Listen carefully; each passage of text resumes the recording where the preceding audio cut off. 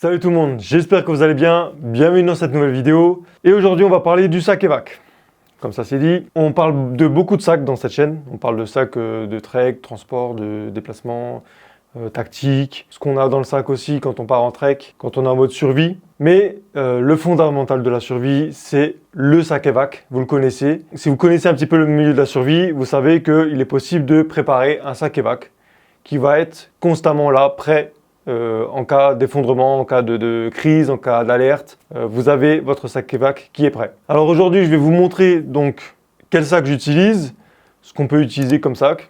Après, c'est libre à vous de faire le sac que vous voulez, mais il y a des fonctions qui sont préférables dans le milieu de la survie urbaine comme dans le milieu de la forêt. Aujourd'hui, on va préparer un sac Evac pour une certaine circonstance parce qu'il n'est jamais le même en fonction de l'alerte. C'est sûr que si maintenant l'alerte c'est par exemple une éruption solaire, que tout s'effondre, qu'il n'y a plus d'électricité, il n'y a plus rien autour de vous qui fonctionne d'un point de vue électrique, ça va pas être le même sac que s'il y a une bombe nucléaire qui tombe dans votre région, dans votre pays, ou qu'il y ait une maladie, ou qu'il y ait une guerre civile.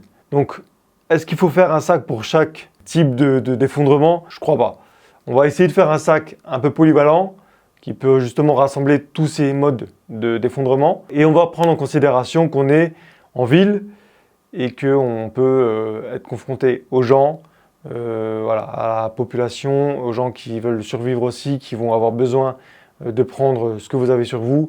Donc il va falloir rester silencieux, tactique, discret et surtout très léger. Parce que avant tout, un sac Evac, c'est un sac que vous pouvez prendre très rapidement, que vous pouvez mettre sur le dos. Vous pouvez crapahuter, escalader des murs, passer sous un petit tunnel, traverser des branches, des trucs comme ça. Et surtout, tout ça dans le silence absolu, rapide, furtif, polyvalent. Donc, qu'est-ce qu'on peut utiliser comme sac Evac? Moi, j'ai 3 sacs ici qui sont possibles.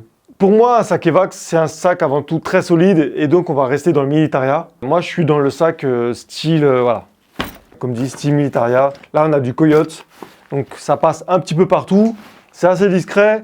Dans le noir, on ne le voit pas beaucoup, même s'il est d'une couleur un peu sable, dans le noir, on voit très peu. Celui-là, je trouve qu'il se camoufle assez bien dans le noir. Mais celui-ci, il est trop petit. Pour moi, il est beaucoup trop petit. Certes, il sera léger, on pourra le trimballer facilement, on pourra courir avec, mais en fonction de ce qu'on va mettre dedans, il faut quand même une certaine place. Je vais vous montrer un peu ce qu'on met dedans. Je vais faire ça très très vite parce que vous connaissez un peu le matos maintenant, si vous suivez ma chaîne depuis un petit moment, vous savez tout ce qu'on met dedans. Je vais vous dire très rapidement les accessoires qu'on met dedans. Le principal, c'est surtout ce sac qu'on va préparer et qui sera prêt en cas d'effondrement. Donc on a ce format, très léger, très facile à prendre et en plus, on peut accrocher des petites choses dessus et c'est très très résistant. Ensuite, on a le sac que vous connaissez là, c'est un sac aussi militaria, très solide, très résistant.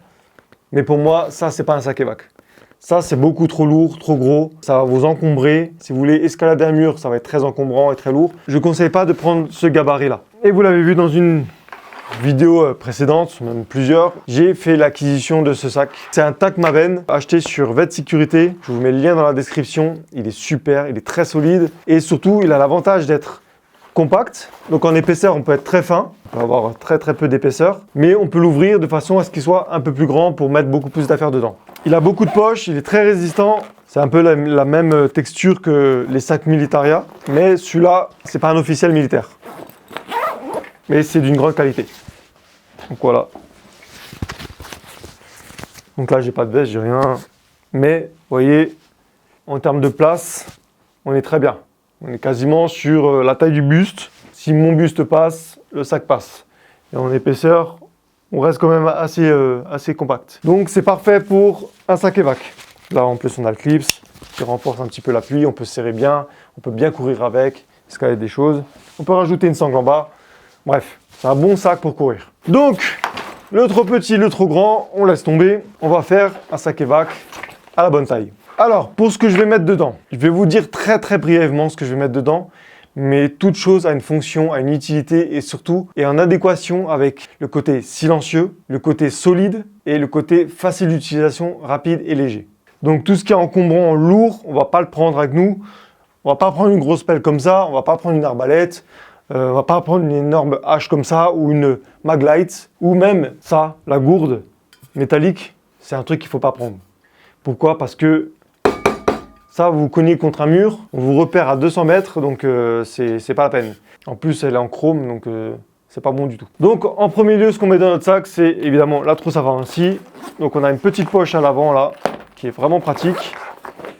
On la met dedans, c'est terminé. On pense à notre duvet. Si maintenant les maisons venaient à être pillées, si maintenant il y avait des gens qui venaient pour fracasser vos portes, vos fenêtres et venir voler tout ce qu'il y a dedans et qu'il faut bouger. Le premier lieu où vous allez être, ça va être votre ville, votre village.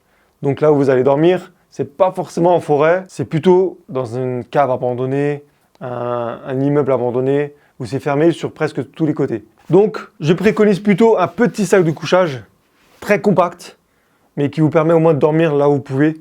Vous mettez 2-3 cartons en dessous, des affaires molles, des trucs que vous trouvez sur place. Comme ça, vous pouvez dormir dessus rapidement. Donc, un sac de couchage, mais très compact. Ensuite, évidemment, vous prenez votre gourde. Donc moi, j'ai pris ma gourde militaire en plastique.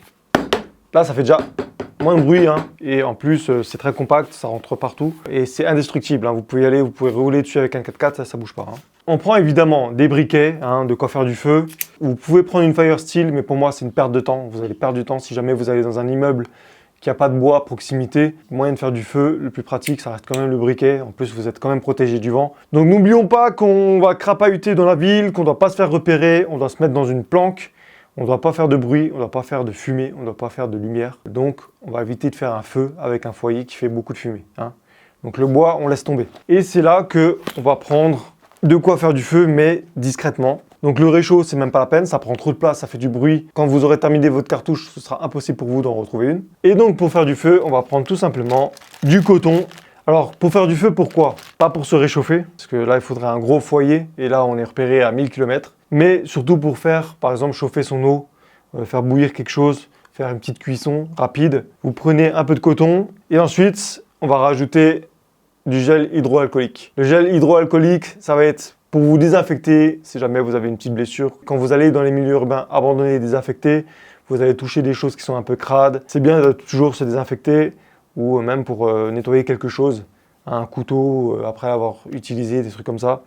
Mais aussi, sa deuxième utilité, c'est que c'est inflammable. Donc vous allez le mettre dans votre gamelle. Vous allez mettre un peu de gel hydroalcoolique. Voilà. Et voilà, vous avez une flamme qui tient assez longtemps et en plus, il n'y a pas de fumée. Vous êtes discret.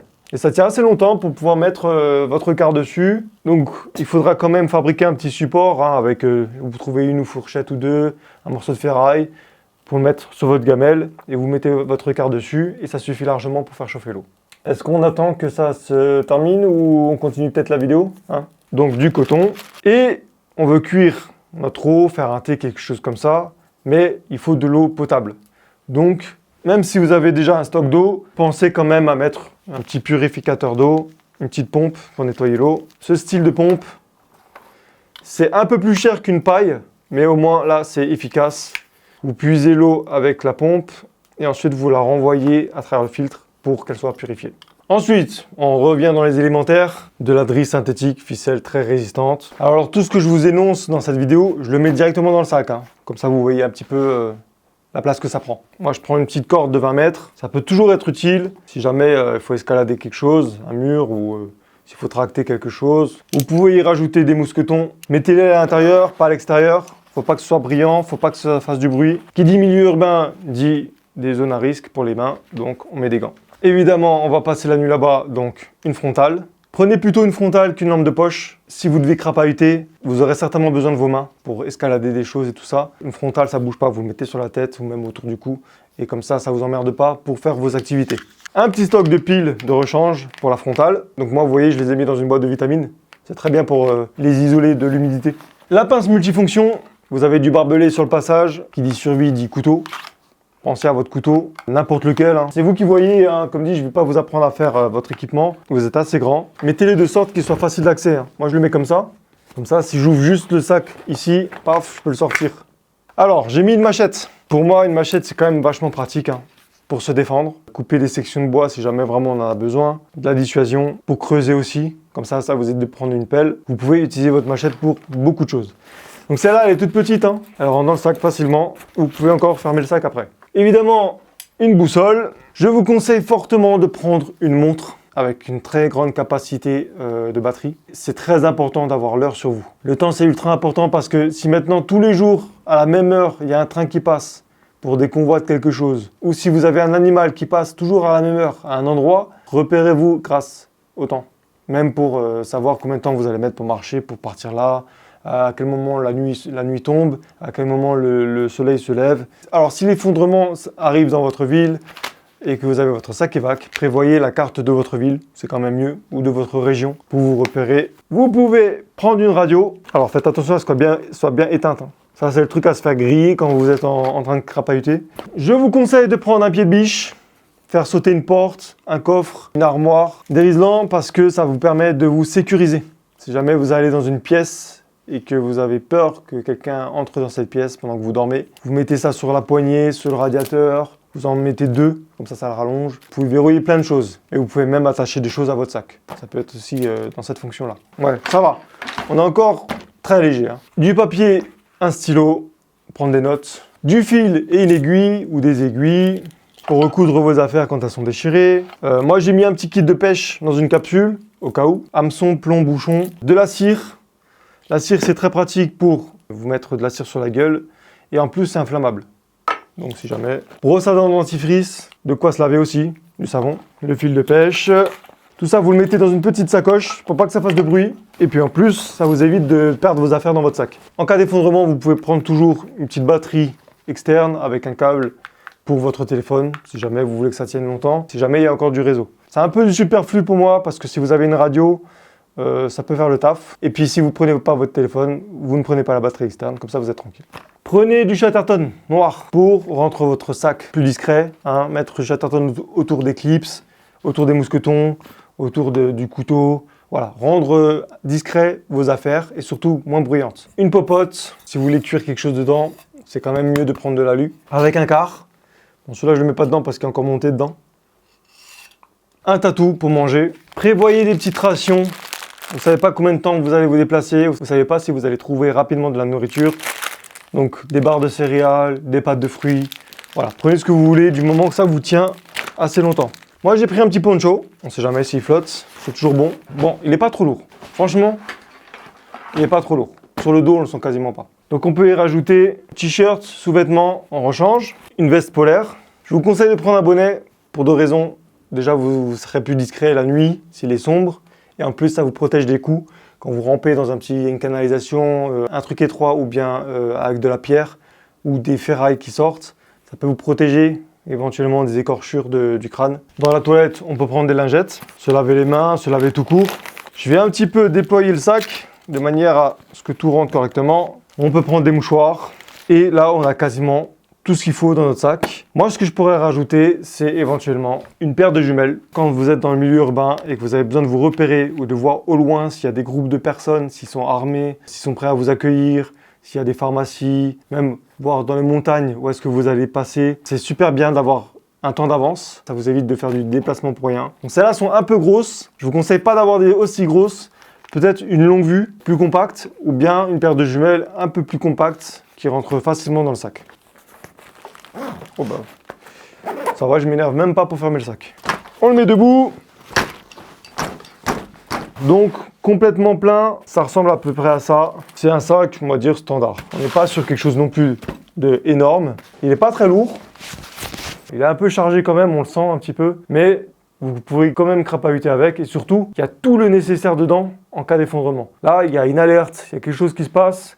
Vous le prenez, vous sortez, vous avez tout ce qu'il faut dedans. Je vous ai parlé de la machette, des jumelles, pour voir s'il y a des gens, s'il y a de la confrontation, si jamais on peut s'adresser à eux, si on peut prendre contact avec ces gens. Mais parfois, vous serez peut-être en danger. Même si vous avez posé votre sac, mis votre sac de couchage et que vous êtes prêt à partir, parfois, ça ne suffit pas en rapidité. La personne sera déjà rentrée et vous aurez besoin de vous défendre. Certes, on a la machette, mais c'est vraiment dans le cas où votre vie en dépend et où il n'y a pas d'autre solution. Mais vous pouvez très bien vous équiper d'une petite bombe lacrymogène ou d'un gel à poivre. Si jamais vous vous faites attaquer par un animal, un chien par exemple, un chien errant qui se balade, il vient pour vous attaquer, bombe à poivre, vous le faites reculer. Et si quelqu'un vient pour vous voler vos affaires, vous aurez la possibilité de vous défendre avec ça. Ça lui fera pas de mal, c'est pas létal, mais en tout cas ça le fera reculer et ça vous permettra justement de prendre vos affaires et partir vite fait en courant. C'est une arme, enfin c'est considéré comme une arme au niveau de la loi, mais vu que ce n'est pas létal, moi je vous conseille d'en prendre une. Après, aujourd'hui, dans la conjoncture actuelle, dans la législation,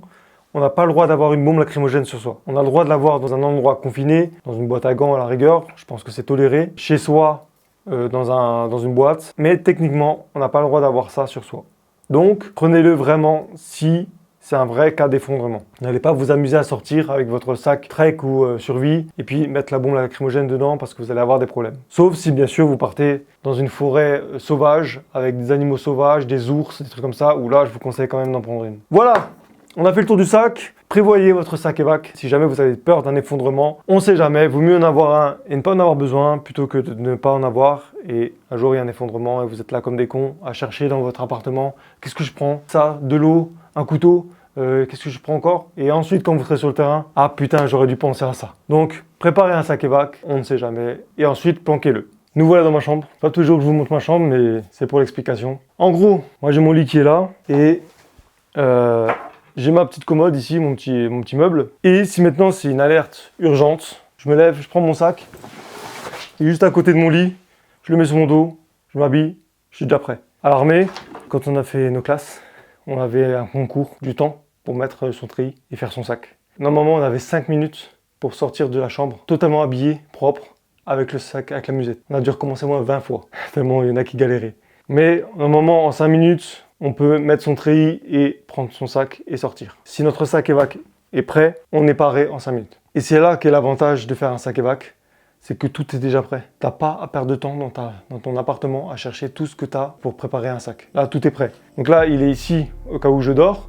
Mais si maintenant vous êtes dans une autre pièce, dans la cuisine, dans la salle de bain ou un truc comme ça, si vous ne pouvez pas accéder à la chambre parce que c'est trop long, le fait de le mettre à côté de la porte d'entrée, c'est un plus parce que justement vous pouvez en sortant le prendre directement. Je pense que parmi vous, il y a beaucoup de gens qui préparent un sac évac et qui l'ont préparé déjà et qui quelque part posé. Sur ce, je vais vous laisser. J'espère que cette vidéo vous aura plu. Dites-moi dans les commentaires si vous préparez un sac évac, si vous en avez un déjà prêt. Et dites-moi aussi si vous avez préparé d'autres choses en cas d'effondrement, en cas d'attaque nucléaire ou un truc comme ça. Allez, à la prochaine pour une nouvelle vidéo. Faites attention à vous, car dans la nature et dans les rues, le danger n'est jamais très loin.